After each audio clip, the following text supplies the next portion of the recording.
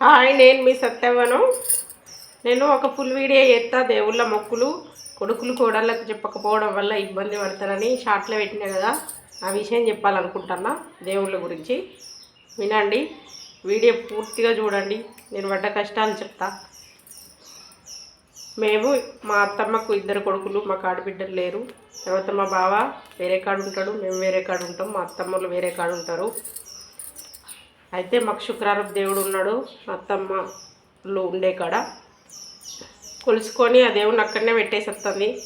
ఎవరికి వాళ్ళు కొలుసుకునే సమయం వచ్చింది. మా బావోళ్ళు ఇంక ఇల్లు కట్టుకోలేరు, మాకు ఇల్లు ఉంది. మేమే అత్తమ్మ మామయ్య మాకు ఆ శుక్రవారం అమ్మని ఇది మేము కొలుసుకుంటామని మేము అడిగినాం. ఇద్దరం అడిగితే మా అత్తమ్మ ఉండే ఏమన్నదంటే, పెద్ద కొడుకు ఉన్నాడు, నాకు పెద్ద కొడుకు ఉండగా మీకు ఇయ్య అన్నది. ఇయ్య అన్నప్పుడు ఇంక మేము ఏం చేస్తాం, అయ్యగారికి చెప్పిన వాళ్ళ ముంగట్నే కొత్త కడుముద్ద తెచ్చి మాకు శుక్రవారం అమ్మను కొలిసిండు అయ్యగారు తెమ్మని. తర్వాత మా అందున అయితే తప్పు లేదు కదండి. మా అత్తమ్మ ఇయ్య అన్నారు, అయ్యగారికి చెప్పిన అయ్యగారు కొలిసిండు, అయిపోయింది. కొలిసిన కాడికి వెళ్ళి స్టార్ట్ అయింది. ఇక నా కొడుకు నాకు పడది, నాకు భార్యాభర్తలకు పడది, తర్వాత కొడుకు తండ్రికి పడది. కొలిసినక్క నుంచే ఇక కొడుకుని చూస్తే తండ్రి వడతలేడు, తండ్రిని చూస్తే కొడుకు వడతలేడు. ఎప్పుడు లొల్లులు, కొట్లాటలు, పీకలు, చుట్టుపక్కల వాళ్ళందరూ వచ్చుడే. ప్రతి క్షణం అగ్గి బుక్కినట్టుంటుంది.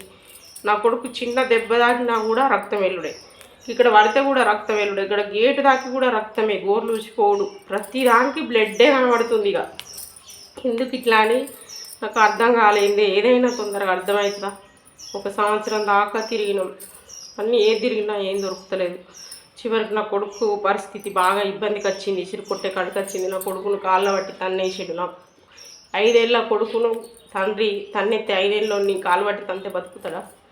నాకు బాగా బాధ అనిపించి, ఎన్ని అక్కలను ఒక తల్లి, ఆ తల్లికి ఒక కొడుకు బిడ్డ, ఒక జాడ చెప్పింది చల్లగా బతకనల్లు. అత్తమ్మ అన్న కోడలు అవుతుంది, మా అక్క కోడలు. అత్తమ్మకి అక్కడికి కొమ్మని జాడ చెప్పింది, ఊరి పేరు చెప్పింది. అయినా అక్కడికి కోంగ కూడా తొందరనే చెప్పలేదండి.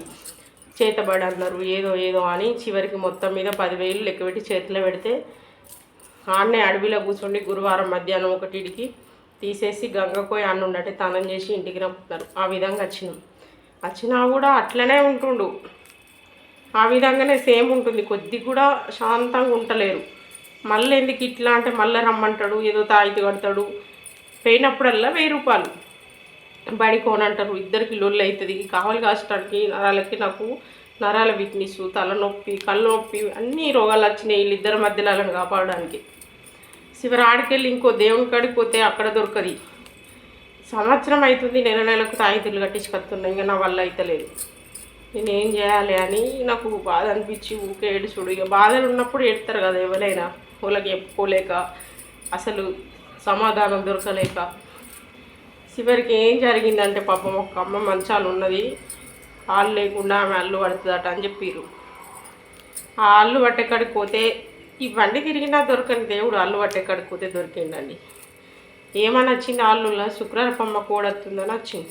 నువ్వు మళ్ళీ వేరే కాడికి అక్కడికో కరెక్ట్ వివరం చెప్తాడు అని ఆ అమ్మ అల్లులో చెప్పింది.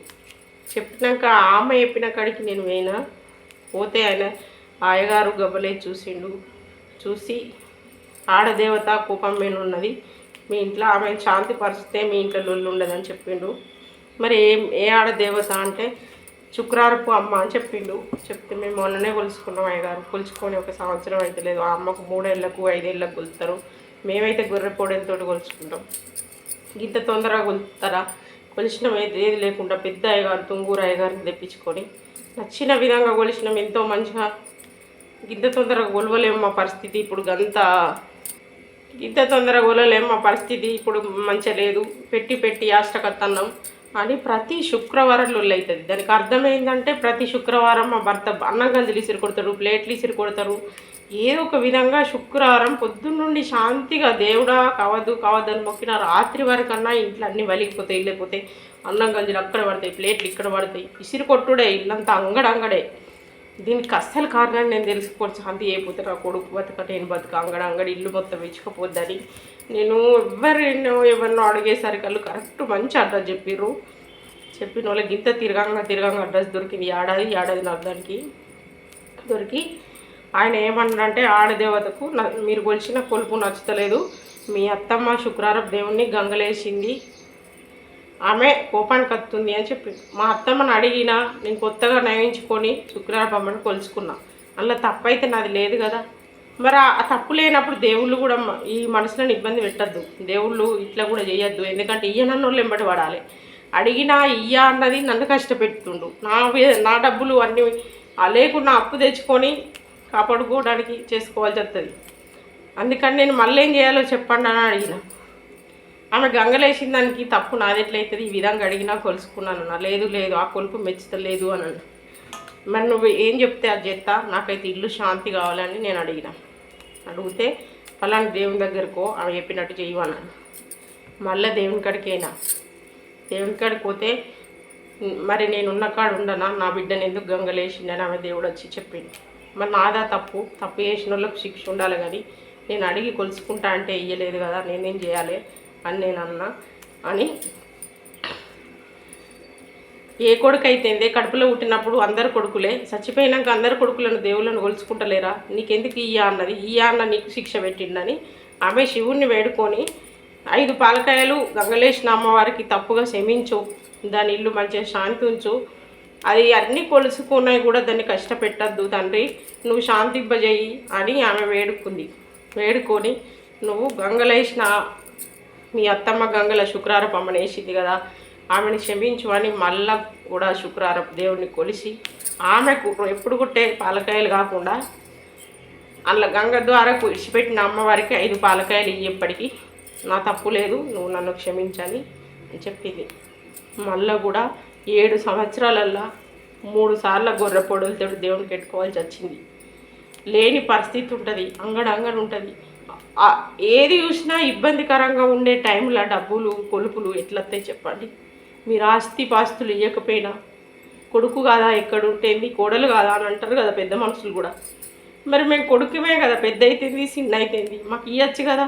మా మామూలు అన్నాడు, వాడు ఇల్లు కట్టుకునే వరకు లేట్ అవుతుంది, మనం దేవునికి పెట్టుకొని లేట్ అయిపోయింది, ఇల్లు పెట్టుకుంటా అన్న వాళ్ళకు తెచ్చిద్దాం, లేదంటే గంగల వారేసుడు అవుతుంది అన్నాడు. కథం వాళ్ళు ఏం చేసిర్రు, మా బావకి ఇయ్యలేరు. మా బావ కిరాయికున్న కాడ శుక్రవారం అమ్మను కొలనియరని చివరికి ఆ శుక్రవారం తల్లిని మా బావకు కూడా ఇయ్యలే. మా అత్తమామలు ఏం చేసిరంటే వాళ్ళ మనసుల్లో పెట్టుకొని వాళ్ళు కిరాయికున్నారు కదా, మీరు తీసుకొని, నేను చిన్న కొడుకు అడిగితే ఇయ్యలేదు బిడ్డ, మరి మీకు పెట్టుకోమని చెప్పాలి కదా. వాళ్ళు వీళ్ళని అడగలే, వీళ్ళు మనసులో పెట్టుకున్నది వాళ్ళకి చెప్పలే. వాళ్ళు కిరాయికున్న కాడ సీదా వాళ్ళు కొత్త కడుపు తెచ్చి వాళ్ళు కూడా శుక్రవారం దేవుని కొలుసుకునేసరికి వీళ్ళకేమైంది, వీళ్ళు మనల్ని ఇద్దరిని కలిసి మేము కొలుసుకుంటామని అడిగిన వాళ్ళు మనం ఇయ్యపోతుంది, వీళ్ళు కొలుసుకోవటది. ఈ దేవుని సంగతి ఏందని ఆయనతో అయ్యగారో చెప్పిండట, గంగలు వదిలేయమని. 2 భార్యాభర్తలు వేరు, ఆ శుక్రవారం అమ్మని తీసుకుపోయి గంగలు ఇడిచిపెట్టచ్చారు. మరి గంగలు ఇడిచిపెట్టిన వాళ్ళకు శిక్ష వేయాలి, ఇయ్యని వాళ్ళకు శిక్ష వేయాలి. ఆ అమ్మవారు నాకెందుకు శిక్ష చేయాలి నేను అడిగిన కదా. ఇగో ఇలాంటి ఎవరైనా పెట్టిన తల్లిని తిడతారు, కొలిసే తల్లికే దేవుడు ఎంబడి పడతాడు. ఇంత పద్ధతి కొద్ది అడిగినా కూడా ఏదైనా పెట్టినోళ్ళకే కాసిన చెట్టుకే బండలనే అర్థాలు అసలే తప్పులేవు. అందుకని మీరు ఆస్తి పాస్తులు ఇవ్వకపోయినా మీకున్న కనీస దేవుళ్ళు కొడుకులకు కోడళ్ళకి ఏది కడుపులో పుట్టినప్పుడు అందరూ సమానమే. కాకపోతే మీకు తలకొర్ర పెట్టడానికి పెద్దోడు చిన్నోడు అవసరం కావచ్చు, దేవుళ్ళను కొనడానికి అయితే 3 అవసరమే కదా. నీకు పెద్ద కొడుకు ఇల్లు ఇంకా కొలుసుకుంటా అన్నప్పుడు ఇస్తే ఆ దేవత నా ఇంటి నుండి నన్ను అంగడి చేయకపోవు కదా. ఆ విధంగా నాకు 1,50,000 రూపాయలు లాస్ చేసింది మా అత్తమ్మ. తిరిగి చుట్టుపక్కల వాళ్ళు శుక్రవారం లొల్లవుతుందంటే నన్నే అంటుందని కొందరు అబద్ధాలు చేసుకోరు, దానికి నేనేం చేయలేను, నా బాధ గది. ఆ వారన్నర లొల్లైతే నేనన్నా ఏడాది అర్థం తిరగంగా 1,50,000 రూపాయలు వచ్చినాయి. తర్వాత శుక్రవారం అమ్మ నా అత్త గంగలేసిందని బయటపడ్డది, మమ్మల్ని కష్టపెట్టింది, అయినా నేను క్షమించి రప్పించుకున్నా. మళ్ళీ మళ్ళీ పిలుచుకొని కొలుసుకున్నప్పుడు నన్ను బిడ్డలాగా చూసుకోవాలి, ఏ తప్పు చేసినా బయట పెట్టకుండా అది నన్ను పిలుచుకొని చేసుకుంటుంది అనుకోవాలి. నా తల్లికి నాకు భేదాలు వచ్చి ఏదో దూరం ఉంటే నా తల్లిదండ్రులు నా అన్నదమ్ములది నాది ఎత్తేసి నీకెవరూ లేరు అన్నది. ఎవరూ లేరు అన్నప్పుడు అత్తమామ కూడా లేనట్టే కదా, నీకు సాలు లేదు అన్నది. సాలు లేనప్పుడు నేను పద్ధతి ఏడ మెదులుతా. అందుకని నేను ఏ పండుగకు నా అమ్మ నాన్నను పిలుస్తలేను, నా అన్నదమ్ములను పిలుస్తలేను, తర్వాత నా అత్తమామను విలా. నాకు సాలు లేనట్టే మెదులుతా కదా. పద్ధతి కొద్ది మెదిలిన వాళ్ళకి ఏముంది చెప్పండి. అందుకని నేను చేయగలిగింది దేవుళ్ళ ద్వారా ఇట్లా చేస్తున్నా. మీరు తల్లిదండ్రులకు చెప్పాల్సింది కూడా నేను ఇదే, ఏ కొడుకైనా సమానమే. మీకు ఏమైనా దేవుళ్ళు ఉంటే ఇయ్యనద్దు. ఒకవేళ ఒకరు కాకపోతే ఒకళ్ళ చేతిలో పెట్టుర్రి. మీకు మీరుగా గంగల్లో కాశీల్లో వదిలేసత్తే పుణ్యం వస్తుంది అని వదిలేయకుర్రి. మీ పాపాలు బిడ్డలకు అంటినట్టే మీ పుణ్యాలు బిడ్డలకు అంటుతాయి. దయచేసి ఇలాంటి తప్పు ఈ రాష్ట్రం అంతటా ఇంకెవ్వరు చేయొద్దు. ఏ దేవుళ్ళను గంగలు వదిలేయద్దు. చెట్టు కింద ఉన్నా కూడా వాళ్ళకి అప్పచెప్పండి దేవుణ్ణి. సరేనా? నా కోరిక అయితే గిది. అందుకోసం నేను చెప్పాలనుకున్నా చెప్తున్నా. బాయ్. దీన్ని ఎవరిని ఉద్దేశించి ఎవరిని కడుపులో పెట్టుకొని ఎవరు ఎత్తేయాలని నేను చెప్పట్లేదు. ఎందుకంటే నేను ఒక ఛానల్ పెట్టుకున్నా కాబట్టి నేను ఏ కష్ట సుఖాలు పడ్డా సంతోషాలు పడ్డా నా జీవిత అనుభవాలన్నీ నేను చెప్పుకోవాల్సి వస్తుంది. చెప్పుకోవడం వల్ల ఈ వివరాల వల్ల ఎదుటోళ్ళకు మేలే జరుగుతుంది. కీడు జరగకుండా నేను చెప్తాను. కీడు జరిగే విషయాలు నేను చెప్పను. సరేనా? బాయ్.